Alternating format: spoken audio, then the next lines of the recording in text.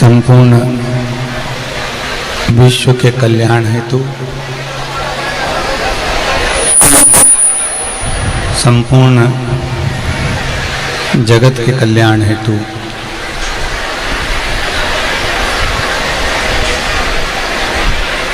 श्रवण करने का सौभाग्य बाबा देवाधिदेव महादेव की कृपा से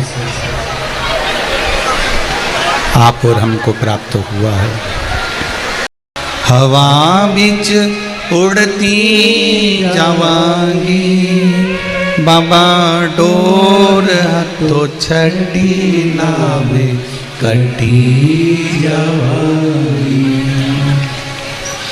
शिव कथा कह रही है, भगवान शंकर का संवाद कर रहा है।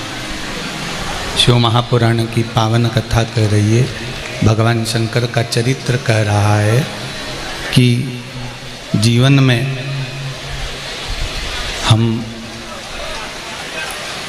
मनुष्य की देह पाली है, मानव का शरीर पाली है, और मानव का शरीर पाने के बाद इस शरीर के अंतर्गत, इस हृदय के अंतर्गत यदि भगवान शंकर की कथा समा गई तो ये मान लें कि आपका जीवन सार्थक हो गया, हमारा जीवन सार्थक हो गया। ये निश्चित है, इसकी निश्चितता है कि भगवान की अविरल भक्ति मुक्ति केंद्र बिंदु है।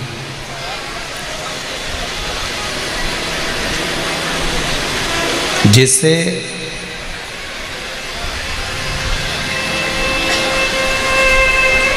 अहंकार व्यक्ति को परमात्मा के चरणों की ओर जाने नहीं देता,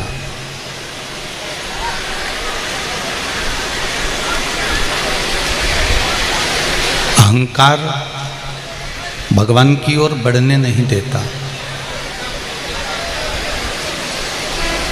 जिस समय पर आप भगवान की ओर बढ़ने का प्रयास करते हैं, अहंकार आपको वहां जाने से रोकने लगता है।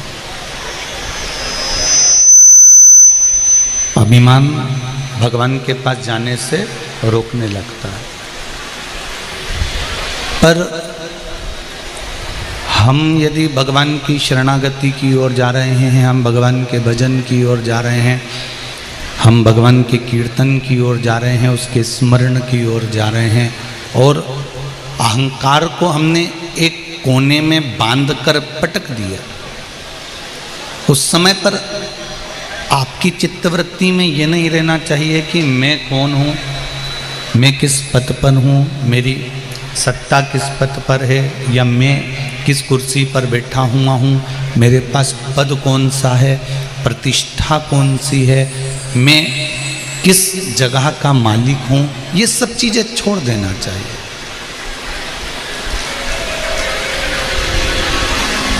इन चीज़ों का स्मरण नहीं होना चाहिए। और जब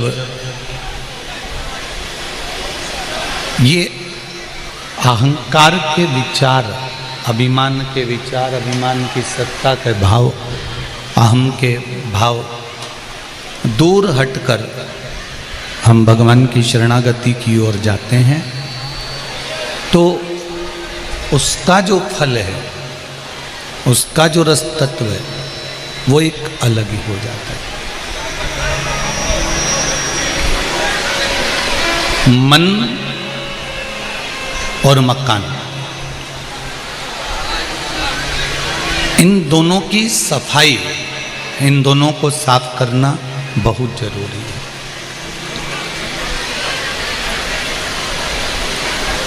मकान में ज़्यादा धूल जम जाती है तो उस कमरे के अंदर जिसमें धूल जमी हुई है, उस कमरे में कोई जाता नहीं है, उस कमरे में कोई पहुंचता नहीं है। और मन में अगर धूल जम गई, मन के भीतर अहंकार की अगर धूल जमी है, तो उसमें भी परमात्मा प्रवेश नहीं करता, उसमें भगवान नहीं आता। अच्छा, एक बात का विचार करिए, अपने हृदय पर एक बात का स्मरण करिएगा कि घर की धूल को, घर में जो धूल है उसको तो आप एक कपड़ा ले लेते हो, उस कपड़े से झटक देते हो, उस कपड़े से झड़ा देते हो, उस कपड़े से साफ कर देते हो, पर जो भीतर की धूल है, अपने अंदर की जो धूल है, उसे किस कपड़े से झड़ाओ? तो शिव महापुराण की कथा कहती है वो कपड़ा कोई दूसरा नहीं होता जिससे धूल जड़ाई जाती है, अहंकार की। अहंकार की धूल को झड़ाने के लिए गुरु की वाणी का जो कपड़ा होता है उससे सारी धूल अपने आप जड़ जाती है। गुरु की वाणी की जो धूल है, गुरु की वाणी का जो कपड़ा है, उससे अहंकार, काम, लोभ, वासना, तृष्णा, आसक्ति, ये सारी धूलें धीरे धीरे धीरे धीरे समाप्त हो जाती है। आप उससे समाप्त कर सकते हैं।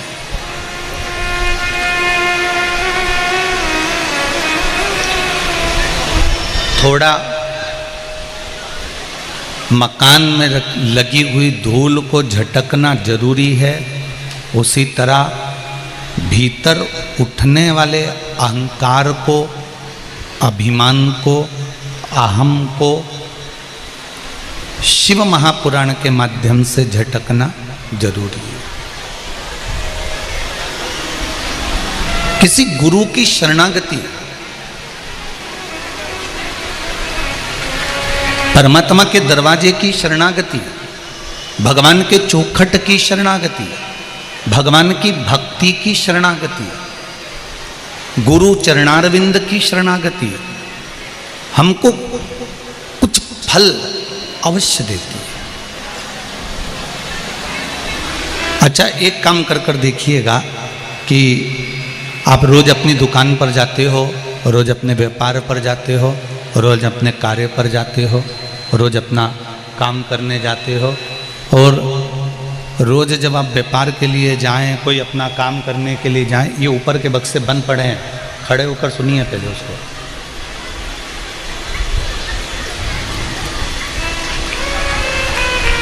आप रोज व्यापार के लिए जाएं, या आप अपने काम के लिए जाएं, या आप दुकान के लिए जाएं, जिस भी कार्य के लिए आप जा रहे हैं, जिस भी कार्य के लिए आप पहुंच रहे हैं, रोज आप जिस रास्ते से जाते हैं उस रास्ते से जाओ, मना नहीं है।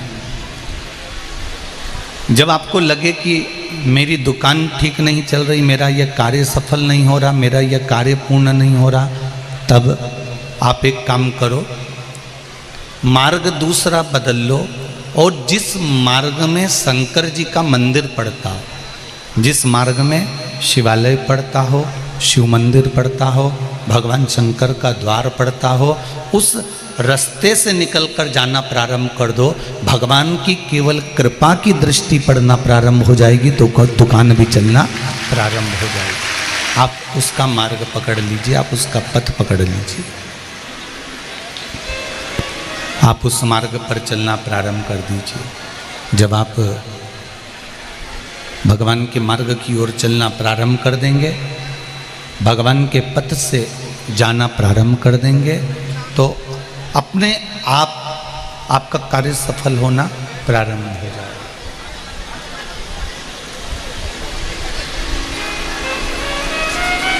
एक बार भगवान शिव की भक्ति का जो फल है,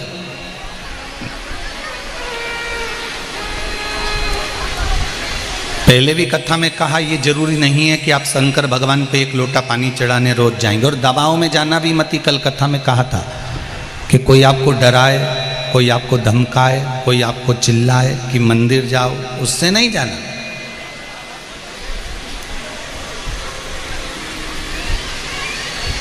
इतनी कथाओं में आप लोगों ने जितनी बार भी कथा सुनी होगी, जितने लोग आस्था चैनल पर सुन रहे हैं, फेसबुक यूट्यूब पर सुन रहे हैं, कभी हमने आपको ऐसा नहीं कहा होगा कि आप ये कार्य नहीं करोगे तो आपको ये कष्ट होगा। ये तो आपके दिल की बात है, ये तो आपके हृदय की बात है, ये आपकी चित्तवृत्ति की बात है, ये आपके मन की बात है। तेरे मंदिर में आना मेरा काम है और मेरी बिगड़ी बनाना तेरा काम। ये आपके ऊपर है कि आप भगवान के मंदिर जा रहे हैं, या आपके ऊपर है कि आप भगवान को जल चढ़ा रहे हैं, या आपके ऊपर है कि आप भगवान को एक बेलपत्र समर्पित कर रहे हैं, या आप भगवान को एक चावल का दाना चढ़ा रहे हैं। ये आपके ऊपर है, आपके ऊपर कोई दबाव नहीं होना चाहिए। भक्ति में, भजन में, कीर्तन में, स्मरण में, मंत्र जाप में, भगवान की भक्ति के अंतर्गत मंदिर जाने में, शिव महापुराण में जाने में, या सत्संग में जाने में कोई दबाव नहीं होना चाहिए। बिना दबाव के आप जब भगवान की भक्ति करोगे तो उसमें सुख मिलेगा। ध्यान देना।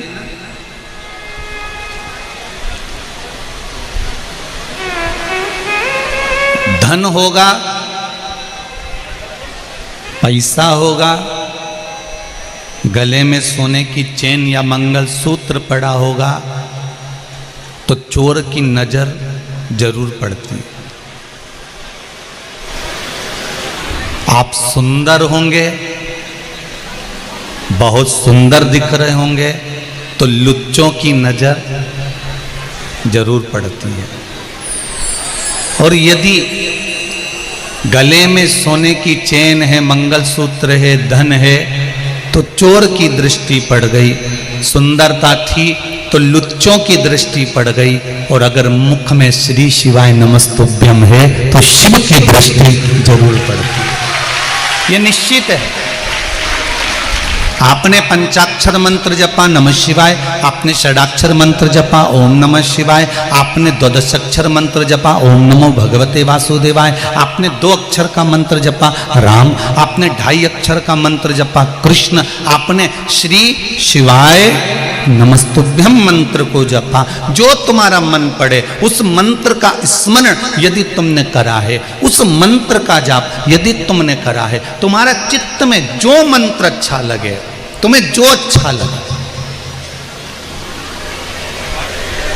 सनातन धर्म में सबसे बड़ी आनंद की बात तो यह है कि जैसे बफेट में जाते हैं ना पार्टी में, तो गुलाब जामुन, इमरती, जलेबी, छम्मक, लड्डू, ये वो बहुत सारा सामान रखा रहता है। तुम्हें जो अच्छा लगे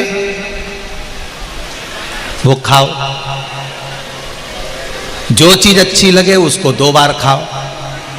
तुम बफेट में गए हो तो किसी ने मना करा कि तुमको नहीं ये तो एक ही बार खाना पड़ेगा, ये तुमको केवल एक बार खाना? नहीं नहीं, अगर बफेट है तुम्हारा मन पड़े तुम उस चीज को 2 बार खाओ, 3 बार खाओ, 4 बार खाओ, 5 बार खाओ। यहाँ तो बफेट लगा हुआ। सनातन धर्म में भी बस यही बात का स्मरण करना है। तुम चाहे राम कहो, तुम चाहे कृष्ण कहो, तुम चाहे शिव कहो, तुम चाहे द्वादशाक्षर बोलो, तुम चाहे पंचाक्षर बोलो, तुम चाहे षडाक्षर बोलो, तुम चाहे श्री शिवाय नमस्तुभ्यम बोलो, ये मंत्र तुम्हारे मन का होना चाहिए। हृदय जिस भाव से तुम जप रहे हो, चित्तवृत्ति से जप रहे हो, उस मंत्र की प्रबलता तुम्हारे भाव से होती है। आप जिस हृदय से, जिस भाव से जपोगे वो मंत्र उतना बलवान हो जाता है और मंत्र उतना फल देना प्रारंभ कर देता है। आप दिल से जपो, मन से जपो।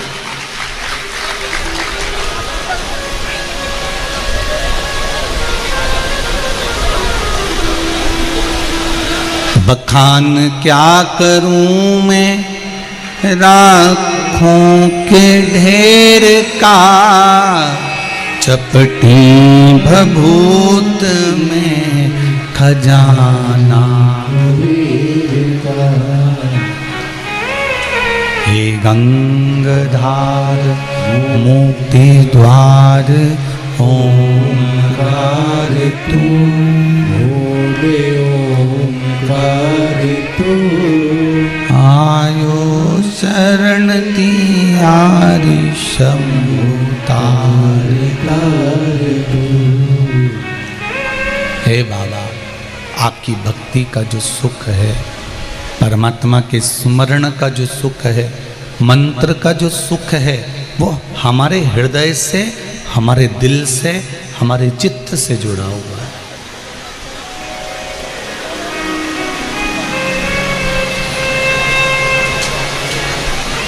शिव तत्व कह रहा है,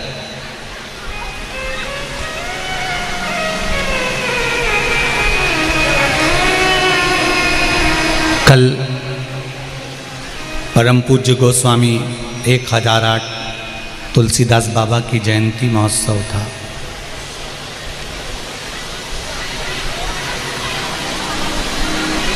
कई पत्र आते हैं, इन पत्रों में लिखा रहता है कि हम बड़े दुखी हैं।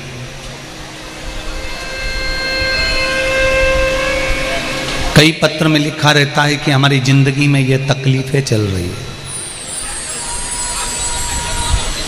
कई पत्र में लिखा रहता है कि गुरुजी आप हमारे दुख का कोई निवारण कर सकते हो क्या? तो पहले तो हम आपके हाथ जोड़कर क्षमा मांग लें कि ना तो हमको ज्योतिषी आती है, ना हमको कोई मंत्र आता है, ना हमको कोई तंत्र आता है, और ना हमको कोई ऐसी विद्या आती है कि घुमा के फूंक मार के फेंक दें और तुम्हारा दुख मिट जाए, ये भी नहीं है। ना हमारे पास में कोई बेल है, ना हमारे पास में कोई भभूति है। हमारे पास में तो ये शंकर की शिव महापुराण की कथा है, और शंकर का नाम है श्री शिवाय नमस्तुभ्यम है, और एक लोटा जल सारी समस्या का हल है। इसके सिवाय हमारे पास में कुछ भी नहीं।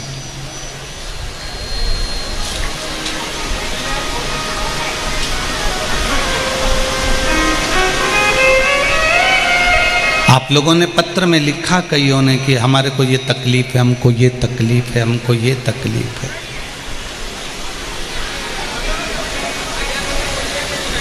तुलसीदास जी जितनी तकलीफ तो शायद जिंदगी में आपको नहीं हुई होगी जितनी तुलसीदास जी को हुई थी। तुलसीदास जी का जन्म हुआ और पिता आत्मा राम जी ज्योतिष आचार्य थे, बड़े विद्वान, प्रखंड पंडित। तुलसीदास जी के पिताजी किसी का भाग्य देखकर लिख देते थे कि इसके भाग्य में इतना दुख है। उनके घर में बेटा हुआ तुलसीदास, तो उन्होंने जन्मदिन नहीं मनाया, पहले उसकी पत्रिका बनाई, और जैसे ही पत्रिका बनाई और उस पत्रिका में देखा तो तुलसीदास जी की पत्रिका में लिखा था कि इसका मुख जो देखेगा वो मर जाए।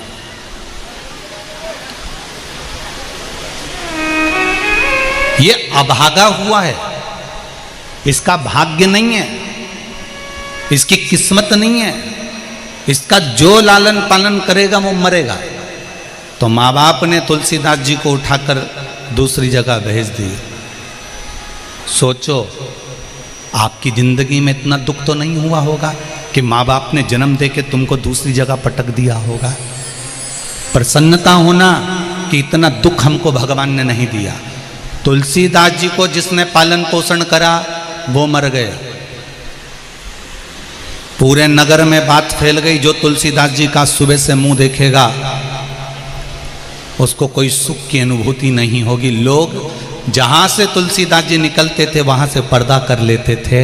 छोटा सा बालक तुलसीदास जाता, 2-4 दाने अगर चने के मिल जाएं, 4 दाने अगर चने के मिलते थे तो तुलसीदास जी 1 दाना चने का आज खाते थे, दूसरा दाना कल खाते थे, तीसरा दाना परसों खाते थे, और चौथा दाना चौथे दिन खाते थे। एक दिन में तुलसीदास जी 1 चने का दाना खाते थे और अपना पेट भरकर रहते थे। कोई भिक्षा भी नहीं देता था कि इसका मुख देखेंगे तो दुख होगा।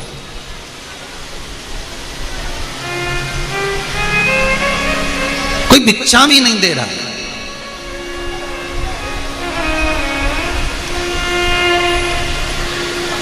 कैसे?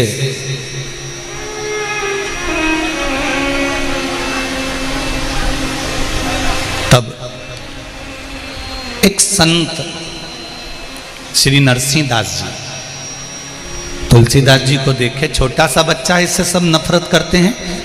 नरसिंहदास जी ने तुलसीदास जी का हाथ पकड़ा, लेकर अपने आश्रम में चले गए और इतना कथा सुनाई, इतनी कथा सुनाई, इतनी भगवान की भक्ति कराई, इतना राम नाम भगवान का जपवाया, इतना भगवान शंकर की पूजन कराई, इतना भगवान का भजन करवाया कि तुलसीदास जी के ऊपर जो दोष लगे हुए थे वो सारे दोष मिटते चले गए। और तुलसीदास साधारण नहीं, गोस्वामी तुलसीदास हो गए, जिन्होंने रामचरितमानस की रचना कर दी। एक बात अपनी जिंदगी में याद रखना, तुलसीदास जी ने अपनी जिंदगी में बड़ा दुख देखा, तुलसीदास जी ने अपने जीवन में बड़ा दुख देखा, बड़ी तकलीफें देखी, बड़ा कष्ट हुआ, बड़ा जीवन दुखमय निकला, पर किसी सदगुरु की शरण में जाकर जब भगवान की भक्ति में डूब गए, फिर दुख कहाँ गया मालूम नहीं पड़ा। अगर तुम्हारे जीवन में भी दुख है और तुम शिव महापुराण की कथा सुन रहे हो, तो आज से नियम बना लेना कि मैं कहीं पत्रिका या आदि काम करने के लिए बाद में जाऊंगा, सबसे पहला काम एक करूंगा, शंकर जी के मंदिर में जाकर एक लोटा जल चढ़ाऊंगा और शिव को रिझाऊंगा। वो मेरे लिए सर्वप्रथम होगा। मेरे शंकर की आराधना, मेरे शिव की आराधना, मेरे भगवान की आराधना, मेरे भगवान की भक्ति की आराधना, मैं राम की, कृष्ण की, शिव की, दत्त की, देवी की, जिसकी आराधना करना है आप उसकी करो, मना नहीं है। पर ये मत कहो कि मेरा दुख बड़ा है, कौन काटेगा, कौन काटेगा, कौन काटेगा। अरे दुनिया के दुख अगर काटने वाला है तो वो मेरा परमात्मा, मेरा देव अधिदेव महादेव है। अकाल मृत्यु वो मरे जो काम करे चंडाल का, काल उसका क्या बिगाड़े जो भक्त हो महाकाल का। जो शिव का उपासक है उसका दुख शंकर ही काट सकता है, कोई दूसरा नहीं काटेगा आपके दुख को।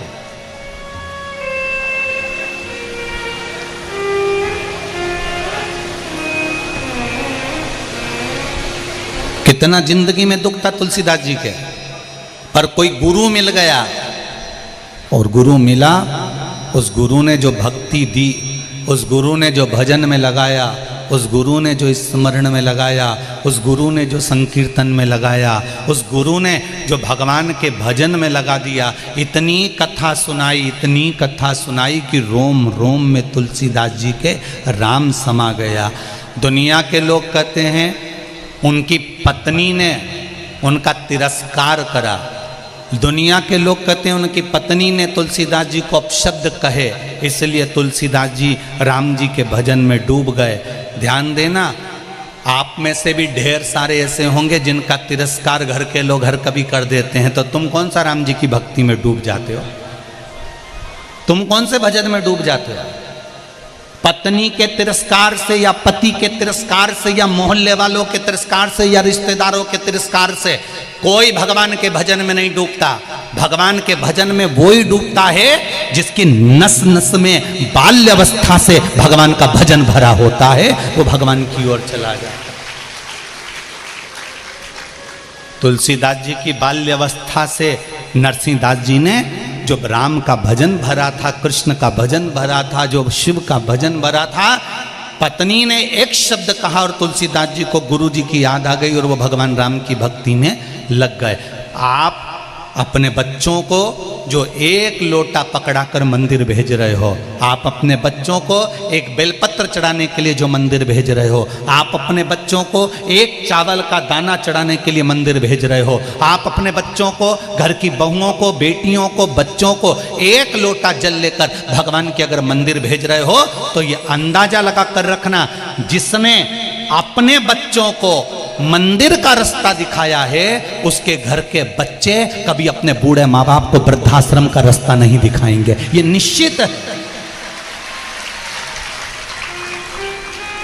वृद्धाश्रम का रास्ता, जितने लोग अपने अपने बच्चों को मंदिर भेज रहे हो, आप नियम बना लो अपने घर के बच्चों को स्कूल बाद में जाना, पहले एक लोटा पानी चढ़ा के आओ। कॉलेज बाद में जाना, पहले एक लोटा पानी चढ़ा कर आ।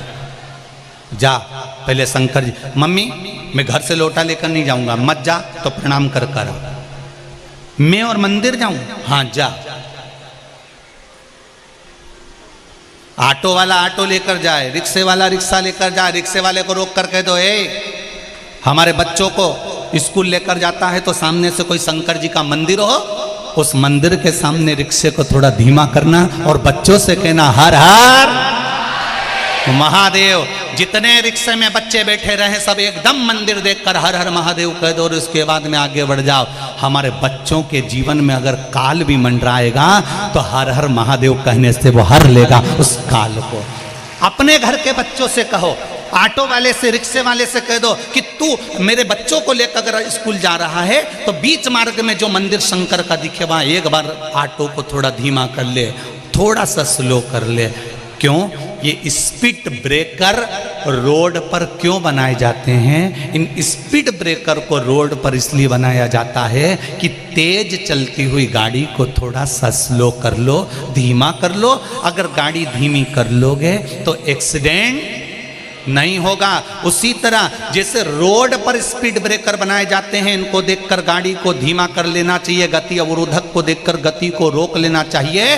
जब हम रोड पर चलें और हमें शंकर जी के ओटले मिले, शंकर जी के मंदिर मिले, तो समझ लेना ये गति अवरोधक हैं, ये स्पीड ब्रेकर हैं। इनको देखकर थोड़ा सा झुक जाओ, थोड़ा सा स्लो हो जाओ। तो इनके आगे अगर स्लो हो गए, झुक गए, तो जीवन की गाड़ी का कहीं एक्सीडेंट नहीं होगा।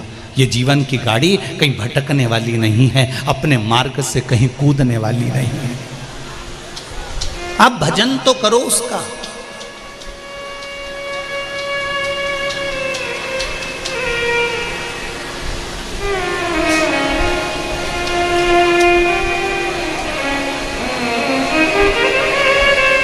भगवान नहीं कहता कि तुम बहुत बड़ा काम करो।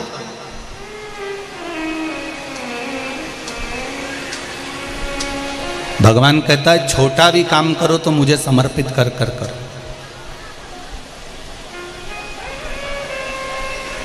छोटा सा भी काम करो ना तो मुझे समर्पित कर कर करो।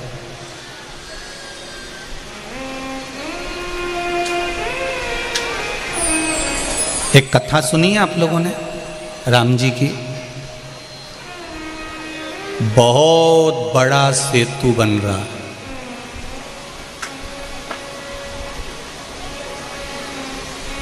कौन बना रहे हैं? पूरे बानर, पूरे बंदर, नल नील राम नाम लिखे पत्थर छोड़ रहे हैं और सेतु बन रहा है। कितने किलोमीटर का था?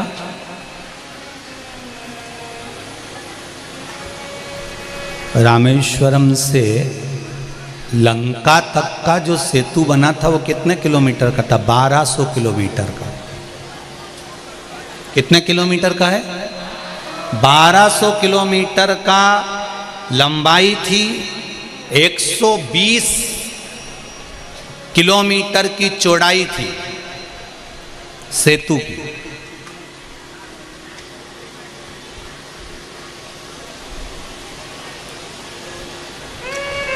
पूरे इंडिया में ढूंढिया, इंडिया में तो इंडिया में, पूरे विश्व में ढूंढिया, इतनी चौड़ाई की कोई रोड मिल जाए तो, कोई पुल मिल जाए। 120 किलोमीटर की चौड़ाई और 1200 किलोमीटर की लंबाई,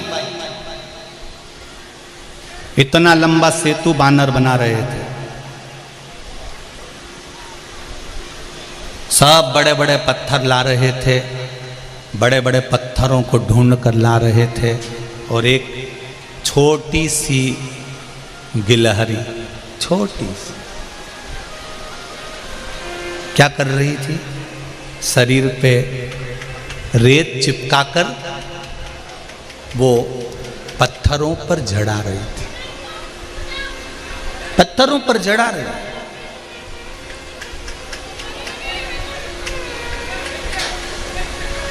अब पत्थरों पर रेत जड़ाई जा रही है। हनुमान जी ने गिलहरी को देखा और गिलहरी को देखकर हनुमान जी ने कहा, हे गिलहरी, हे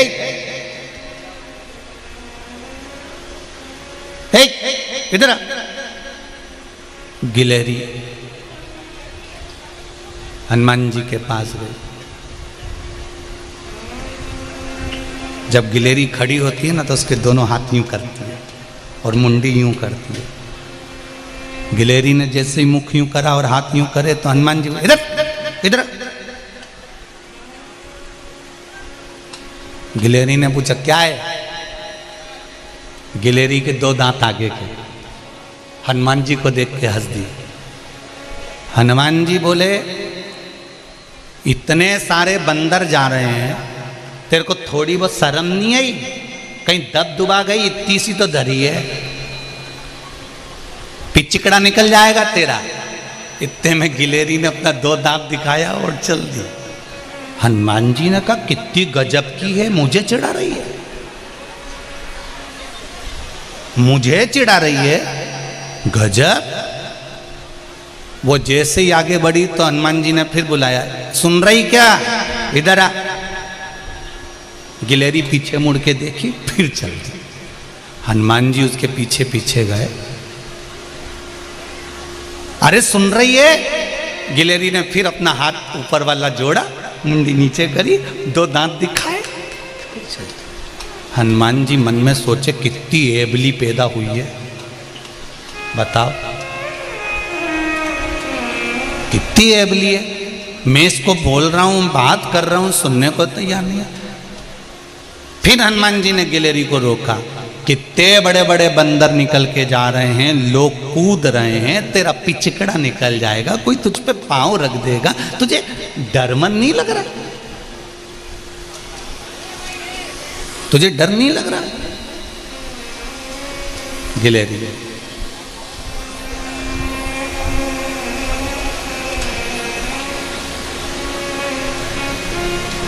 हनुमान जी ने कहा थोड़ा डर के काम कर, तेरे कोई काम की जरूरत नहीं है यहाँ पे।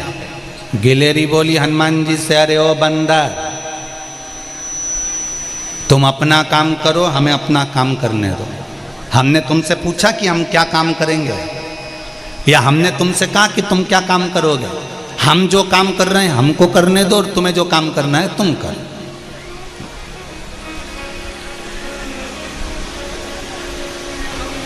इतने में गिलहरी काम में लग गई।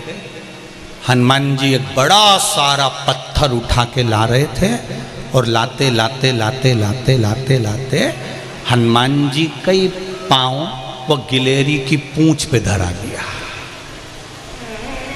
अब कितने बच रहे थे? सारे बंदरों से हनुमान जी ने कह दिया था ये तो पगली है, इसमें तो अक्ल नहीं है, इतनी सी होके यहाँ वहाँ घूम रही है, अभी कोई पाँव माँव रखा जाएगा तो पिचकड़ जाएगी। और हनुमान जी का थोड़ा सा पाँव उसकी थोड़ी सी पूंछ पे रखा गया, पूंछ पे रखाया। अब गिलहरी चिल्लाई ची ची ची ची। अब गिलहरी जब फंस जाती है तो ऐसी चिल्लाती ची ची करे। हनुमान जी ने मन में सोचा ये कौन चीख रहा है?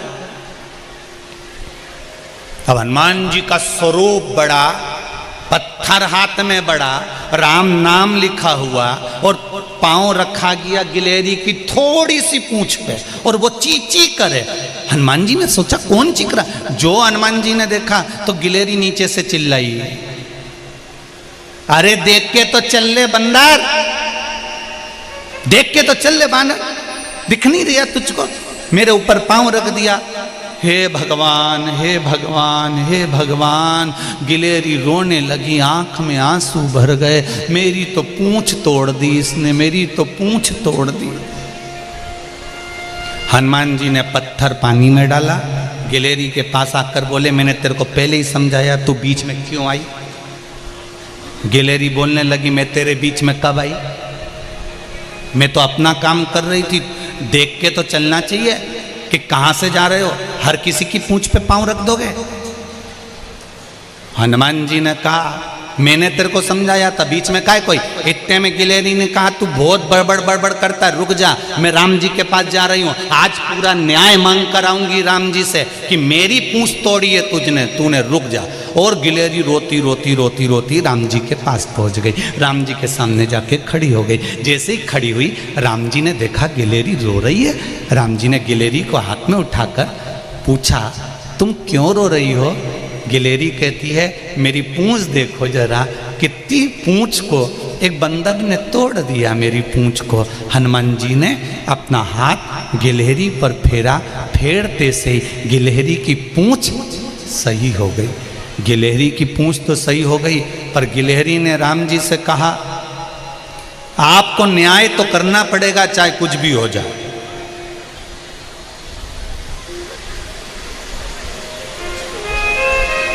आपको न्याय तो करना पड़ेगा। राम जी ने पूछा क्या न्याय चाहिए? जिसने मेरी पूंछ तोड़ी है आप उसको बुलाओ। तो राम जी बोले इतने सारे बंदर में किसने तेरी पूंछ तोड़ी? गिलहरी बोलती है मैं उसको अच्छी तरह से पहचानती हूं, बहुत बोलता है वो, मैं उसको अच्छी तरह से जानती हूं, बहुत बोलता है और बहुत ज्ञान की बात करता है। अच्छा मैं बुला के लाऊं उसको? राम जी ने कहा जा बुला ला। और गिलहरी दौड़ के गई, अभी तो पूंछ दुख रही थी और अब दौड़ के गई। जब किसी की शिकायत करने का समय होता है ना, दो बच्चों को देखना, वो कितना ही रो रिया होगा और उससे कह दो जा बुला के ला तेरे भाई को, दौड़ के और बुला के लिए आएगा। यही था। और गिलहरी गई और हनुमान जी को बुला के लिए आई। हनुमान जी ने कहा कहाँ ले जा रही है मुझको? गिलहरी कहती है चलो तो जरा राम जी के पास, खूब सेंसा बनते हो ना, चलो जरा। और राम जी के पास लाकर गिलहरी को खड़ा कर दिया। राम जी ने कहा हनुमान तुम? हाँ प्रभु। तुमने इसकी पूंछ पर पांव क्यों रखा? हनुमान जी बोले पूछ लो मैंने इसको कितना समझाया था, ये समझने को ही तैयार नहीं, बीच बीच में फुदक के उचक के आ जा रही। पांव रखा गया, इसकी पूंछ पर पांव रखा है। पर प्रभु अब तो ये ठीक हो गई ना, इससे पूछो कि ये मां कर क्या रही थी बार बार बार बार। इतने में गिलहरी राम जी से बोली मैं बाद में बताऊंगी, पहले राम जी आप बताओ इस बंदर में ज्यादा अक्ल है कि मुझ में ज्यादा अक्ल है? राम जी ने कहा फंस गए। अब ये बानर में ज्यादा अक्ल कि मुझ में अक्ल? राम जी बोले तू बता दे किस में ज्यादा अक्ल है। गिलहरी बोली दुनिया के लोग कहते हैं अष्ट सिद्धि नौ निधि के दाता, काय की अक्ल इनमें? इतने बड़े बड़े पत्थर ला ला के पानी में डाल दिए, सारे पत्थरों का पुल बना दिया। वो पुल पर मेरे राम जी जब चलेंगे उनके कोमल कोमल चरण में वो पत्थर गड़ेंगे, इसलिए मुझ में अक्ल ज़्यादा है। मैं पानी में गीली होकर समुद्र की रेत को चिपकाकर पूरे पत्थरों पर बिखेर दे रही हूँ, जिससे परमात्मा के चरण में वो पत्थर नाचे। अब गिलहरी बोली बताओ किस में अक्ल ज़्यादा है? राम जी बोले तुझ में ही है, तुझ में ही अक्ल ज्यादा है। तो प्रभु मुझ में अक्ल ज्यादा है ना, तो न्याय करो न्याय करो न्याय करो।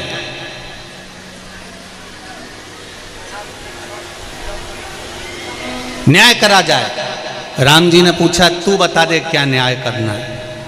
हनुमान जी को बुलाया राम जी ने और राम जी ने कहा हनुमान तूने गिलहरी के पांव पर, इस पूंछ पर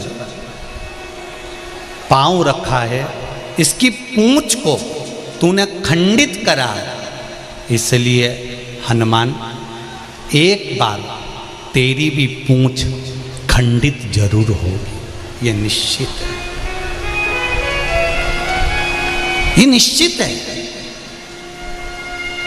हम पहले भी कथा में कहे मत बुरे कर्म कर बंदे वरना पछताएगा, भगवान की आंखों से तू बच नहीं पाएगा, तू बच नहीं पाएगा। अरे ओ अज्ञानी मत करना दानी। हम कई बार आप लोगों से कहें जैसा कर्म करेंगे वैसा भोगना पड़ेगा। हनुमान तूने गिलहरी की पूंछ को छिन्न करा है, तेरी भी पूंछ छिन्न जरूर होगी। गिलहरी बोली ये कोई न्याय नहीं है। इसको कोई न्याय कहते हैं?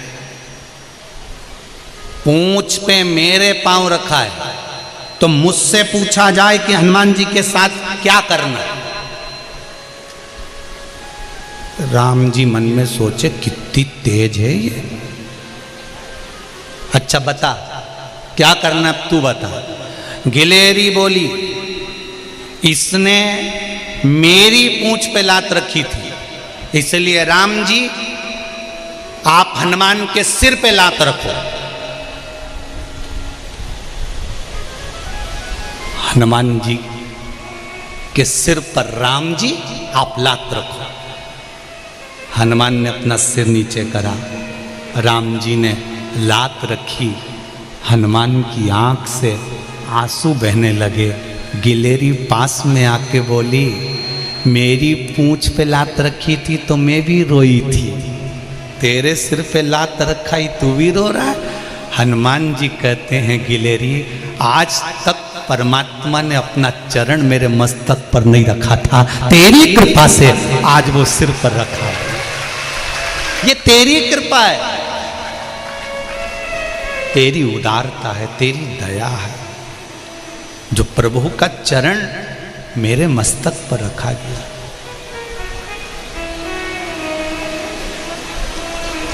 हनुमान जी ने कहा प्रभु मेरी पूंछ भी खंडित होगी? हाँ। लिंग पुराण कहती है, स्कंद पुराण कहती है, शिव महापुराण कहती है, जब रामेश्वर धाम की स्थापना हो रही थी हनुमान जी से कहा गया था जाओ कैलाश पर्वत से शंकर भगवान का एक स्वरूप शिवलिंग लेकर आओ। हनुमान जी कैलाश पर्वत गए शिवलिंग लेने के लिए। इतनी देर में ब्राह्मणों ने कहा मुहूर्त निकल रहा है, जल्दी से शिवलिंग की स्थापना करो। राम जी ने सोचा शिवलिंग की स्थापना तो सीता जी से कहा तुम एक काम करो बालू रेत का शिवलिंग बना दो। सीता जी ने बालू रेत का शिवलिंग बनाया, राम जी ने साथ में